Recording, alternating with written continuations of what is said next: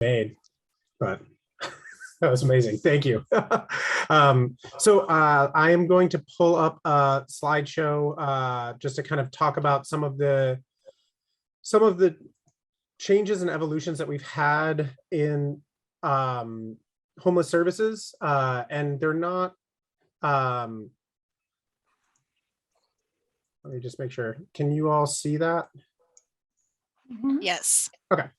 They are things that I think we've all discussed. I know that when I first came on, and Biz and I and Suzanne were really talking a lot about kind of different components of this in meeting with board members. It seems like this is something that's really been on the mind. So a lot of this was based on conversations that were had in the community, my experience in homeless services, and a lot of conversations with Lauren and with other staff people, leadership, all the way down to line staff, trying to figure out kind of what would be a merging of best practices that I know of with what we're doing here, with how CapsLO is oriented. So this is supposed to be a conversation, kind of an evolutionary model of where we're moving towards, and a discussion of kind of how does that sit with everybody and within the context of everything. So there's not going to be, we house this many people, or this is how many people we will house. It's more supposed to be a broader conversation. So let me just jump right in then. So you can see right here, we're wanting to move towards do you see the presenter mode, or is it just one big slide? One big slide. You look great. So what we're going to be moving towards is a functional model, and a functional model is a little different than what we had before. And it's a model that works to, the main goal of a functional model is to get people through the system as quickly as possible. That is the main goal of a functional model. And I can kind of walk through what that means and how that looks. And again, what Lauren said is this is building on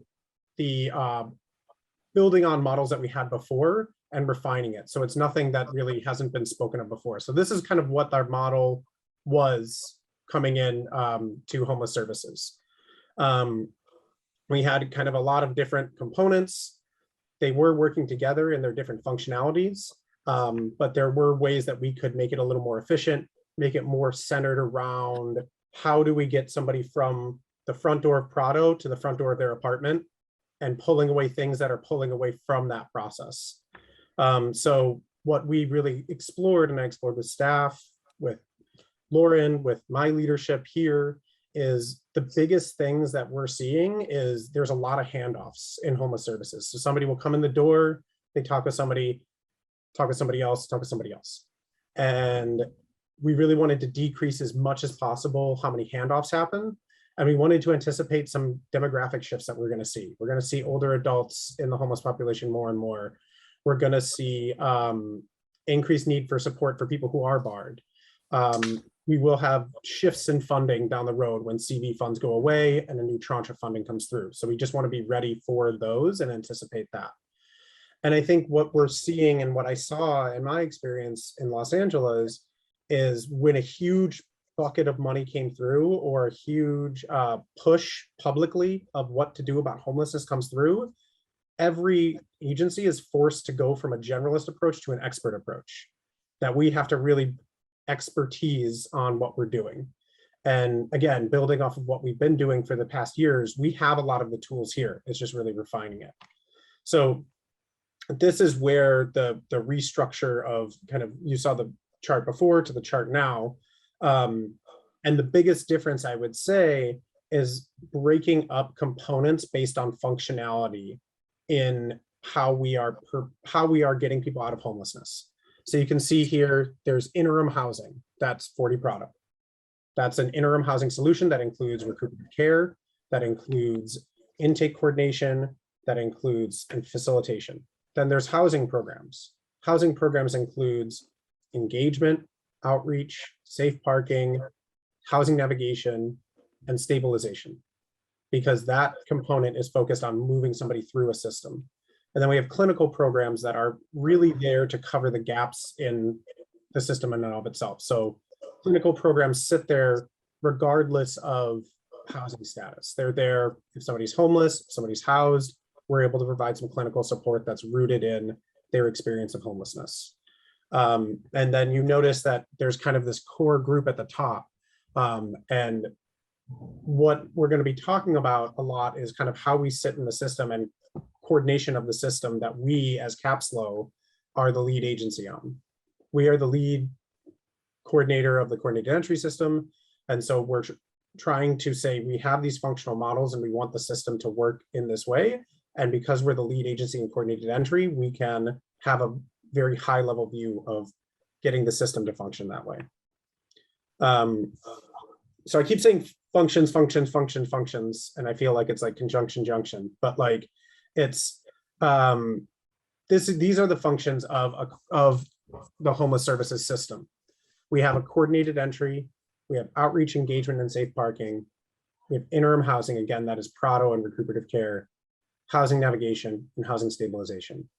Each of these functions, in order to get somebody from homelessness to housed, need to function well, and they need to have their own rules and their own ways of operating and their own specialties. And that's really what we're going to be building out over the next few months, because the rules that and the training that sits in Prado over here in this yellow box is going to be different than the rules and training in the pink box. And so what we've done, and I think that's something that our whole system has done, is said, hey, you know, we have limited resources. We are going to try to make it all synthesized together. And from what we have seen in other systems, and what I've seen in other systems, is when you do that, you kind of end up putting a rule on, you know, case management that maybe should be in Prado, or maybe a Prado rule that is applying to a clinical program. So this is, again, a system approach where we are looking at different components of a system that we have here in homeless services. And I wanted to make sure that everybody understood that, but this is not, you know, hey, we're going to go shift a totally different direction. We're going to go do something, paint on a wall. It's, we're doing what we're doing, and we're doing what we are currently doing. We are going to continue to do. What I'm saying is we are going to have increased focus on components that we might have maybe glossed over, or that we might have said, hey, that's a function of a different nonprofit. It doesn't mean we're going to go out and do, you know, all rapid rehousing. It means we're going to make sure that the rapid rehousing within the system that we're supposed to be coordinating is functioning properly and holding that accountable. So we're going to have point people for each component of the system to make sure that that is working. Lauren, do you have anything to add so far? Any questions from anybody? I don't want to run through this so fast that I lose anybody, but. No, but I just want to reemphasize your last point, Jack, is that this is just really focused on quality and efficiency, I guess, is the two words that come in my mind. Is we want to do things to the highest quality possible, to the most efficient way possible. While 40 Prado is an amazing place, we don't want people staying there for 300 plus days. We want to when they walk in that door, to know that we can help them get to a more permanent housing location or situation in their life. So and that's, yeah. And I think that's something that's been, you know, we have this group of about 47 people who have been at 40 Prado for over 300 days. And these are folks who are older adults who are really needing a lot of specialty care and a lot of focused effort, and a system approach where we say, you're working with this function of housing navigation, and that person's purpose is to do nothing but find that person an apartment. They are not there to do mental health. They're not there to do substance use. They're not there to do anything. And that's really how we're going to be focusing a lot of these roles, is really prescribing your role is to make sure this function works. And then we have our clinical programs to shore up, to make sure, hey, if you're really having trouble with housing navigation and you have mental health needs, that's what we have Slow Hub here for. That's what we have our behavioral health partnerships for. That's what we can apply for innovations programs for, to be able to provide that support they need short term. So the other component that's really pushing this that I think is going to be on the consent agenda, I believe, is the increase in funding for outreach and safe parking that we are being selected to receive for Kansas Avenue, and the continued efforts that we have around railroad and other outreach services. And part of that is an acknowledgement that saying, you know, hey, like Lauren said, we're not just 40 Prado, we do a lot more than that, and building out a world where outreach, engagement, and safe parking can function not as an extension of Prado, but as a program alongside that works with it. So this is just for everybody who's unfamiliar with coordinated entry. Hopefully everybody's familiar with coordinated entry, but we are the lead agency for the coordinated entry program here in SLO County. And really what our role is to make sure that this maze turns into this pathway. So what the functional model allows is that, you know, each house right here is a pathway, and we're moving people into the different pathways and different functions. So everybody who needs interim housing is going to Prado. But if somebody's not a good fit for interim housing, we're moving them to a different component of the system that's a better fit. And that's really where our outreach, engagement, safe parking comes in, because that's going to be the way that we really pivot to be able to provide a lot of services that maybe we traditionally couldn't provide. And so I just want to end with 2 slides and then just kind of talk. Oh, go for it, Lauren. Oh, did somebody have a question or? Okay, sorry. Really what this, and excuse me, sorry, I misspoke. That's up for action. So it's up to you all if we want to do it, but it's up for action for safe parking. What I wanted to point out, just to really kind of say, I'm a lot about visual examples. I think it's really good to see different models and how does it function for everybody to kind of understand how it is. But really, you know, traditional homeless services is this spinning wheel here. And our goal when somebody hits Prado in that wheel is to break the chain and move somebody to the right. Or to the left. I don't know. I'm not trying to make it political, but when somebody comes into Prado, you know, our goal is to make sure that they don't go back to a hospital, psychiatric hospital, et cetera, and keep going through the system. And so with a functional approach where we say outreach and engagement really is there to make sure that we assess somebody, we get their needs, and then we move them to whatever interim housing solution might be beneficial for them, even if it isn't Prado, then we can move them towards away from this cycle. And we do that through low barrier housing first, harm reduction work that starts in outreach and engagement, continues at interim housing if they so choose, or continues at safe parking, or continues at the pallet shelters that 5 City Coalition is building in Grover Beach, or Project Home Key up in Paso. We are just trying to get people into this system so then they can navigate out of it. And so orienting our teams to really understand that Prado really is our main intervention, but our teams that surround Prado on the outreach and engagement side and on the housing program side are there to function within the greater coordinated entry system, and not necessarily to function to get people to Prado or people exit to Prado. And then just to really kind of show what kind of world we're in, is this is the best way I can show that, to visualize how we are functioning as a system and where CapSLO sits within the system. So if you look at all this, we have within the pinnacle of our housing system, or in our homeless service system, is housing. We want to provide everybody safe, affordable housing. And before that, somebody typically would go into interim housing. So they kind of step further out. And before that, they're really hitting outreach and engagement. They're going to safe parking, they're going to community-based groups. We're using motivational interviewing to work with people.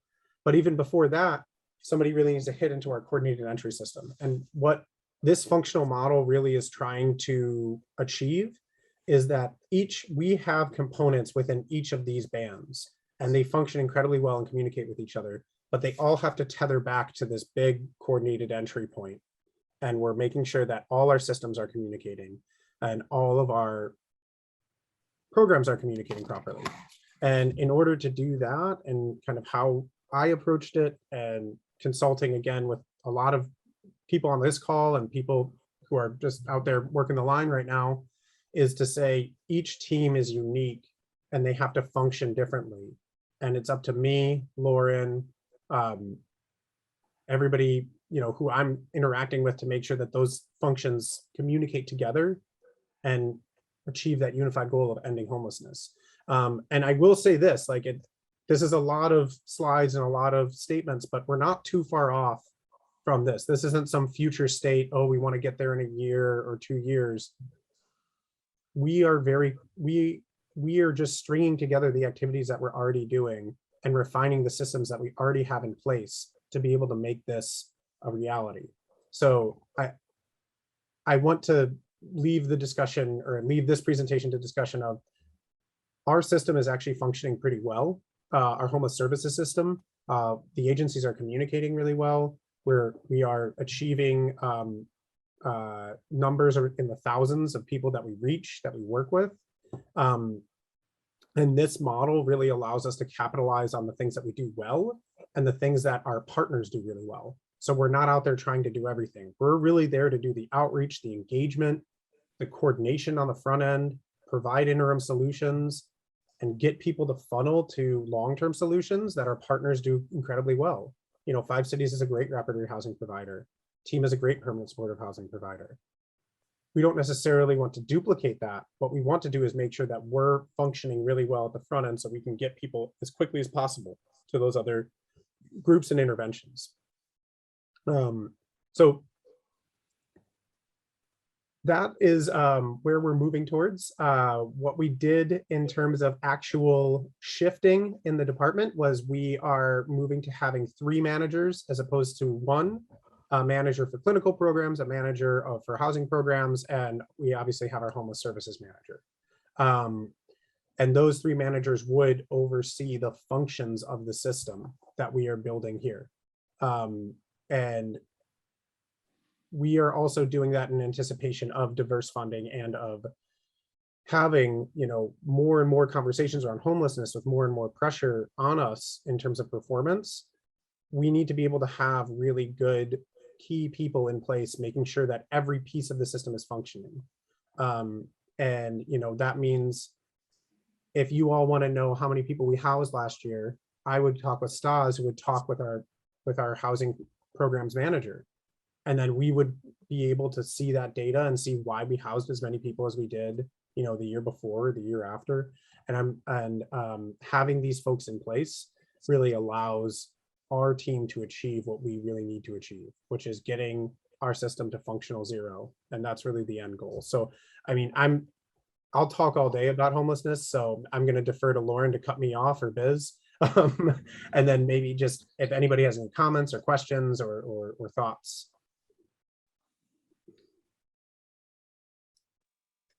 I can kind of wrap it up too and just restate what Jack said in terms of the system's working really well right now.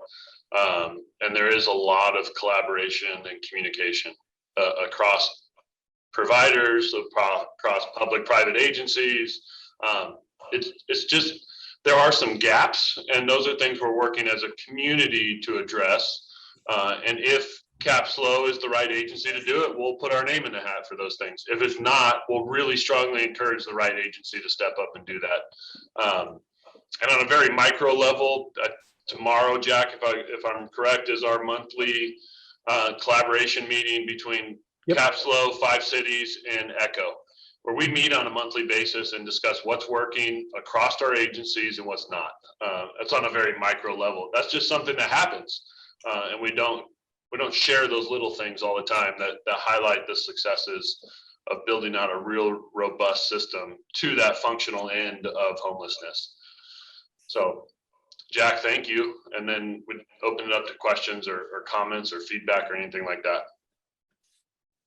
Board members, do you have any questions, or do you want to comment on this presentation? Hi, this is Lisa. I just want to say thank you for the presentation. I'm glad to hear that things are going well. And anyway, thank you. And this is Sandy. And I think this sounds exciting and hopeful and new challenge. I'm delighted that we have the opportunity to present this to our community. And Jack, I just would like to know, out of curiosity, what has precluded those 47 people that have been at 40 Prado for over 300 days? What has been a detriment to their finding housing? Is it because they're not interested, or is it their own individual unique challenges? I think it's a lot of the individual unique challenges. You know, I can't say the vast majority, but the majority are folks who are of retirement age and don't have benefits that they can tap into and don't have a disability they can tap into. So they're very low income, like on general assistance, and they don't really have a means to increase their income. So they're just kind of stuck between, I'm not Right. disabled enough, I'm not low in, like they're kind of stuck in this weird, what's it when you're between heaven and earth? Purgatory. And we work really hard to be able to get them out of that. But again, like there are gaps in the system, as Lauren said, and some of them are, you know, transitional housing. Some of them are having adult assisted living waiver buildings that are nearer, things that we can refer to for folks who are in that situation. And, you know, some of them are folks who aren't interested in services. And we just, I think the functional model really allows us to engage them in a really different way. Instead of saying, you know, I always think back, I was talking with my staff today, you know, you catch more flies with honey than vinegar, and really trying to say that honey that we're going to be providing is case management, is going to be incentivizing people to come into housing appointments, is going to be really focusing on those pieces and really moving I hate this away from the thing. vinegar, I guess. And Biz, I defer to you now. If that answers your question, sorry. Thank you, it does. Is you have your hand up? Yes, but I wanted to defer to the board members first. Erica has her hand up. I just wanted to say thank you. I really appreciate this presentation. It's very thorough. We've been, as you know, talking at the city around how homelessness needs to be addressed and how the different groups within the entire county can work together in our region. So I really appreciate seeing this presentation and wish we could show it to the public. As you know, there was the most recent Blakesley and Gillette approach that they have brought to the council, and I think that to the supervisors, and I think they had a lot to do with the fact they don't see what's actually happening and what is going well. So those little tiny things you mentioned, Lauren, that are tiny in your world are actually really big in informing the community of all that coordination that is happening. So I know we have a lot more to go, but I really think this presentation shows how coordinated and organized CapSlow is. So thank you. Well, I just want to say one thing too, just as a really like evidence of the coordination. The reason that we're able to take on Kansas Avenue is because we coordinate so closely with 5 cities and with our funding provider, with DSS and with planning, because 5 cities had a shortfall in what they could spend on, and we were close enough with them and they knew our plans well enough and our intentions well enough to be able to come in and say, hey, there is this services gap. We've coordinated with CapSlow. This is what we want to be able to potentially do. So that's a really good thing to point to, that yes, we're functioning so well that we were able to work with another agency to be able to spend $163,000 potentially on an outreach engagement that there is a systems gap in. So I just wanted to lift that up as like evidence of this. Gary has his hand up. Yeah, I was so again, like everybody else, the presentation was awesome. So my question, Jack, is for those individuals, for those 40 something that have been there 300 plus days, and I understand the challenges in finding permanent housing for them. But what happens when that point reaches a standstill and this permanent housing is not going to happen for them? What happens to those individuals? That would be my question. Yeah, so that is the thing that our case managers struggle with. Yeah. So that's when we really try to pull from the training that we provide to them and our network across the state. So we know maybe that there is a board and care down in Santa Maria that they could go to, or there's a sober living, and I know there's a sober living in Santa Barbara. That one guy we were able to work out a deal where he did chores and he was able to get a discounted rent. So those folks are usually the either tougher folks who are facing a lot of mental health barriers, a lot of substance use barriers, and might be older adults. So we've decided as an agency, it would do more harm to them and to everybody else in terms of cost to the system and everything for them to be out there. So we're going to keep them. So you're going to keep them. Prado. Okay. Yeah. That's Yeah. my question. Yeah. Yeah, that's what and those folks, I mean, there was one guy who was here for 3 years, literally, yeah. and we got him housed last month Yeah. in an adult assisted living labor building, and it Okay. was 3 years of work. Yeah. And it's because for his case specifically, he was really unaware of his own mental health. Yeah.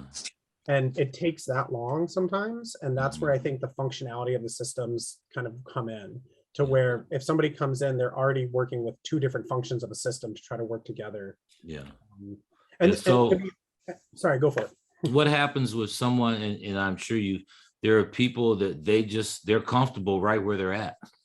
Gary, I'll jump in on this one too. I think Yeah. that's the conundrum we always find ourselves in the shelter Right. world, right? Is we want to create a loving, caring environment where they feel comfortable, they're warm and all that kind of stuff. But at you the don't same want to time, we plant a wanna tree. encourage that. And so Jack and I have actually talked a lot about celebrating publicly on some level when people leave the shelter positively. Yeah. And so Jack has an experience with another agency. I've done something similar before where we do it in the lobby there and we ring a bell and we do a song and dance or whatever it's going to be. We don't know. Yeah. Confetti falls from the sky, whatever it looks like. We haven't got to that level of detail where we celebrate that so other people can see too, other guests at 40 Prado can see that, hey, this is what we're trying to accomplish. And there is hope for me as well, because I know that person, I know their experience. So